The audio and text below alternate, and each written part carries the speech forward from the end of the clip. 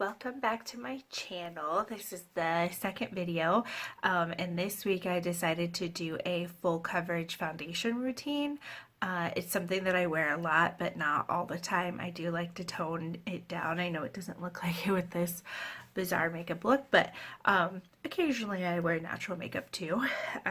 That's what we're going to use in this video. I'll show you like how to apply it, how much to apply, how to warm it up, all of that fun stuff to make it last throughout the day. Okay, so stay tuned if you want to learn how to do full coverage makeup that's gonna stay. Okay, so when you want to do full coverage foundation, you do want to prep your skin. So skincare is very important, and I am currently in a 30-day challenge with myself. I want to do 30 days of like different skincare brands to really see like how it works with my skin, what products are my favorite, like is it best to use all of the same brand together, or can you mix and match? What's going to be the most effective? So it's just kind of a learning process for me. So I'm currently on Drunk Elephant, and so I start with the eye serum. It's called the Shaba Complex Eye Serum. That one has been working really well actually. I do see a big difference in like my lines, especially like my crow's feet.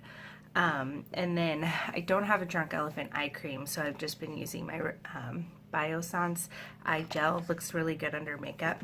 And then I mix, because the thing with Drunk Elephant is that you can mix them all together because there's like no silicones, and you'll still get the results that you want. So I mix the Protini, the polypeptide cream. I just do one pump, and then I do 2 pumps of the Behydra Intensive Hydration Gel. It's kind of like a serum, or it could be a really light moisturizer if you're like super oily. And then this is the Drunk Elephant C Firma, so that'll help with like my hyperpigmentation from the sun. You can see some of it along the sides of my cheeks. If you get real close, you can see it on my nose, maybe a little bit. So I kind of want to nip that and get it out of here. And then if I'm not wearing makeup, I will do the sunscreen. I took this to Mexico with me, and I didn't get sunburnt, except for the last day because we had too much to drink. We won't talk about that. And I have used the lip balm in the past from Drunk Elephant, but I'm currently not using it because I don't have it at the moment. So this is my lip treatment. This thing is amazing. I feel like I will never stop using it. It's the Genius Liquid Collagen Lip from Algenist, and then the Sugar Advanced Therapy. I do that morning and night so that my lips are prepped and ready to go when I put on liquid lipstick or whatever I decide to wear. And then that way they don't dry out while I'm sleeping and snoring really loudly. And then at nighttime, I use the La La Retro Whipped Cream, and I mix it with the glycolic, the TLC Framboos Glycolic Night Serum, and a little bit of the Marula oil, and then that way I'm really like hydrated and everything. Every 3 nights I will, actually it's just once a week, I do the retinol and I mix it with that hydrating serum, and then once a week I do the baby facial, and absolutely only once a week because that is like 25%, yeah, 25% AHA and 2% BHA, which is a lot. So can't do it too often. Alright, now we've talked about skincare, we're going to talk about primer. The primer I'm going to use is the Dior Skin Dream Skin from Dior, and I love it. This is what it looks like. It's clear. I just start with a little bit and I put it in the center of my face. That's where my makeup tends to move first, so I always want to make sure I have it where my makeup separates the most. This one's going to help with like pores. It's got some anti-aging in it, and it could be used as a serum, so if you don't want to wear makeup but you want something that's really going to help your skin, you can use it as a serum for sure. Alright, we are primed. So we're gonna do work in layers. When you want full coverage and you want it to last all day, you definitely have to start slow and just kind of build it up. So the foundation I'm gonna start with is the Makeup Forever Matte Velvet Skin. I will find a way to film this so you guys can, and it's not backwards. But anyways, I start with just a little bit on the back of my hand. I like to take a brush, and I've been using this for fuller coverage, the Morphe M5. It's nice and flat. So I'm gonna pick some of that up. I'm not picking up all of it because I don't want all of it in one spot. So I'll come back and get some more. So you can start towards the center of your face. And I like to just kind of pull out and down. I do have facial hair, so whenever you smooth down, it kind of helps lay the hair down and not pick it up in the foundation as much. And it's okay if you can still see your skin through this part because we are going to build it up. And right now, this foundation actually matches pretty well. Yeah. I thought it was going to be a little dark because I've definitely lost some color. So I'm picking up a little bit more foundation. Ugh, we are going to cover that thing up for sure. I don't know where that came from. Okay, so the important thing about when you're putting on your first layer for full coverage is not that it's fully covering, it's that it's smoothed out and you don't have it clumped around your nose, clumped around your mouth, that there's no like thicker spots of foundation like clumped on your face. Because you can always add more.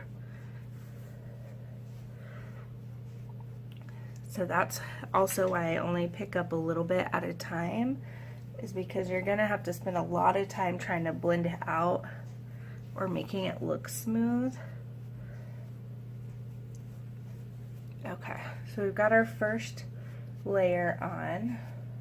And when you're doing full coverage, you wanna make sure you get it all the way back here, that you get it all the way around your eyebrows, that it kind of goes along your jawline. Even if it matches perfectly, sometimes I still, just so there's no lines, because it's kind of weird when your face is like perfect and then your neck has like discoloration. So just try to give it some kind of fade out there. All right, so now there are two ways you can go with this. You can add more foundation, but I like to be extra and use a totally different foundation. So this is the Hourglass Stick.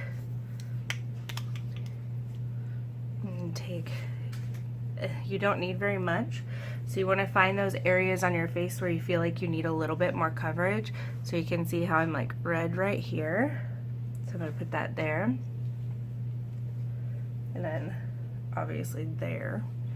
And I always get red on my cheeks, so I put like little X's there. And I get red around my nose and on the chin. It's where all my like broken blood vessels are. And makeup just doesn't stay on my nose well, so I always put a little extra there. Okay. I'm gonna cut this part out. Okay, so I'm gonna take this brush and just do kind of a patting motion. I don't want to blend it away because I put it there to cover for a reason, and I don't want this whole another thick layer of foundation on my whole face. I just want the coverage where I want it.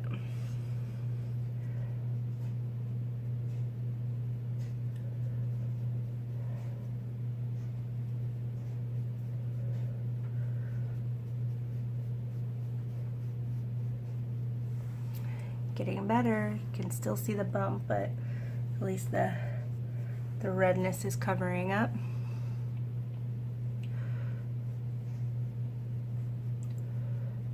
Okay. And then we're going to talk about Beauty Blender. I prefer that when it gets like closer to right here. So it's already damp, and I'm just going to kind of dab it on. I feel like it gets in those tiny places a little better.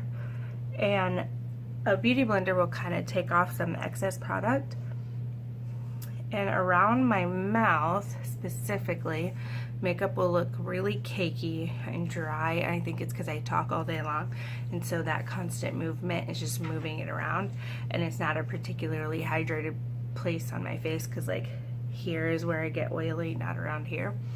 So I like to kind of take off that excess, but still have the coverage that I want. And when I put foundation on my nose, it doesn't stick very well, especially when I like use a brush or my fingers.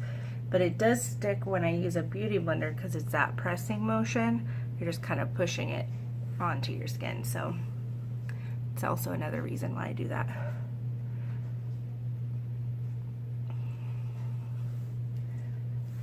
And eyebrows are hair, so I don't really want a bunch of product to get caked into my eyebrow hair. So that's why I like to use a beauty blender there. Kind of get rid of some excess product, and then I can kind of work it up onto the rest of the forehead.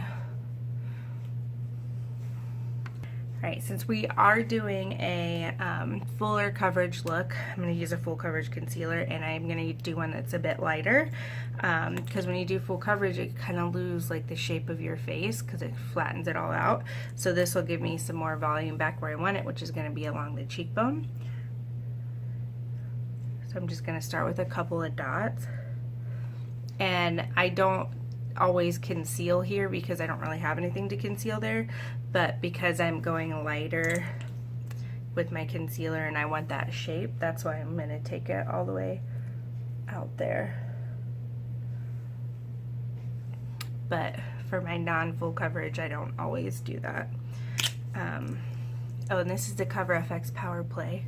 If I didn't tell you, I'm going to be real bad at telling you guys what products are.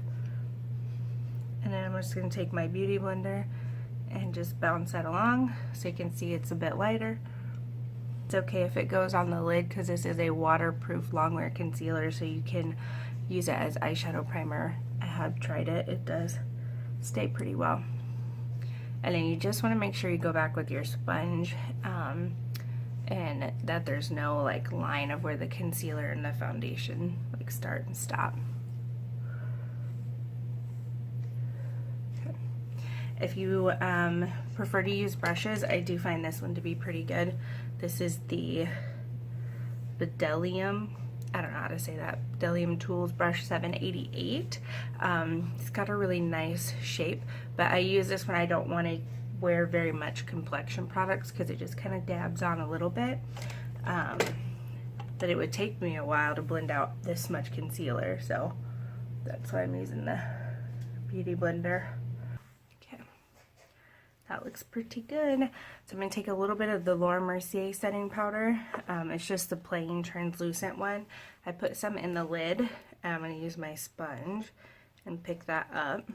And then I kind of like to tap off the excess as much as you can tap a sponge.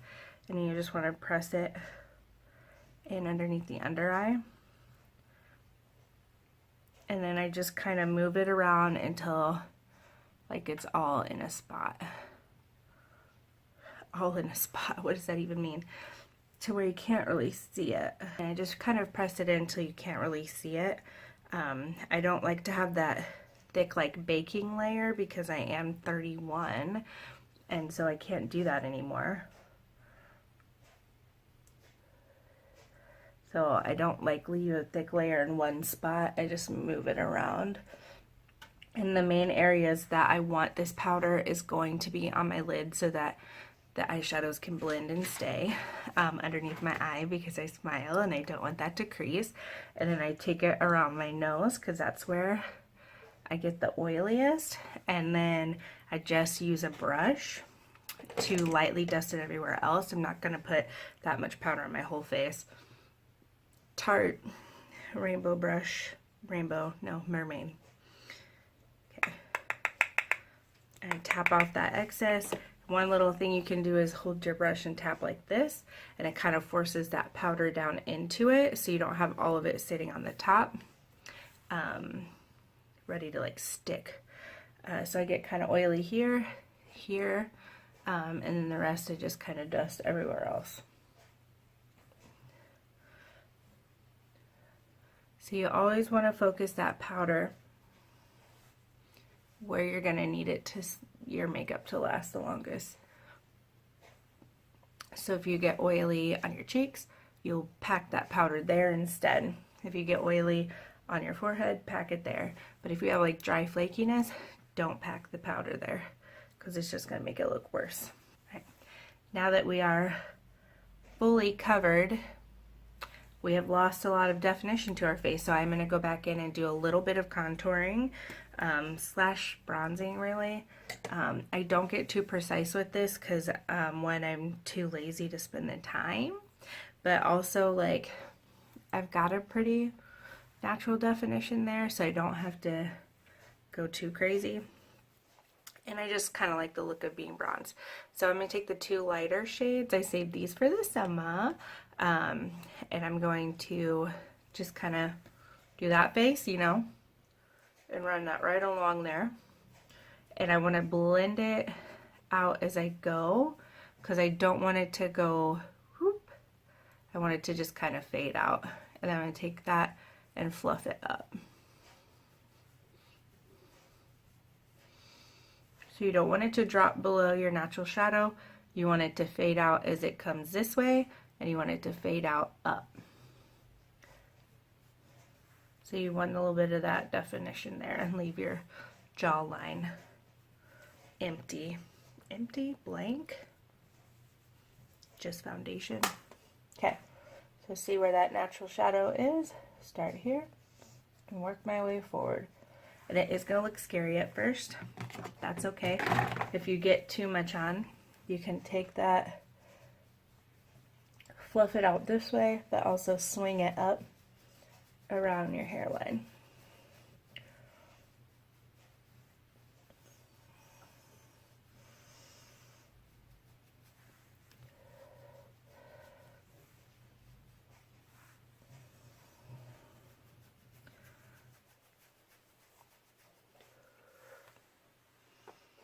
I'm going to add a little more to this side. That might be a little too much, but I really don't care because I like to be bronzed. And then I just don't apply as much blush.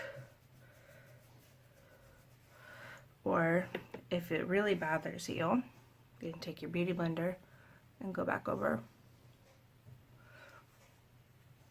Because it's got a little foundation and a little setting powder, so it'll just kind of soften that appearance, and it's actually pushing that bronzer or contour into the makeup, making it last longer. Now that we got our contour, we can do a little bit of highlight. I'm going to use this Makeup Forever one. I'm going to use this small highlighting brush. Came in my Ipsy bag. It says SL Miss Glam L36. I don't know. I stopped getting Ipsy because it was too overwhelming to me because I already have a lot of makeup and skincare. So I was getting more and I was like, I can't. And I wasn't getting to choose what I would get, so I'd get things that I wouldn't want to necessarily use right away. So it just gives you like a little glow back into the skin. Kind of like how we took that concealer, except for we're not going to put the shimmer on the under eye, but you will put it on a cheekbone. Probably not on top of a big pimple, but whatever. That little sacrifice is worth it to get the glow. Then I get oily in my T-zone, so I have no business taking this down my nose, but I just like the way it looks, so I don't care. And then I like to put it here because I like my lips to be really defined.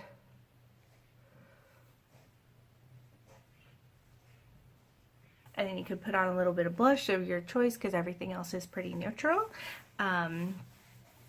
I will probably put on blush after I'm done doing my eye makeup and eyebrows and everything just to see how much blush I want to wear. It's kind of risky when you put it on before you do your eye makeup and then it's like a lot and a lot and a lot. Okay, So thank you for watching my full coverage foundation routine. I hope that you found the product suggestions and the application techniques helpful. At the end of this video, it is going to have my Instagram handle, so please go follow me there. I think I'm supposed to ask you to subscribe. Is it down there? I don't know where it's at. Anyways, if you want to continue to see more videos from me, I do want to do a range from easy to hard. I don't want it to always be weird stuff like this, but I don't always want it to be just glam either.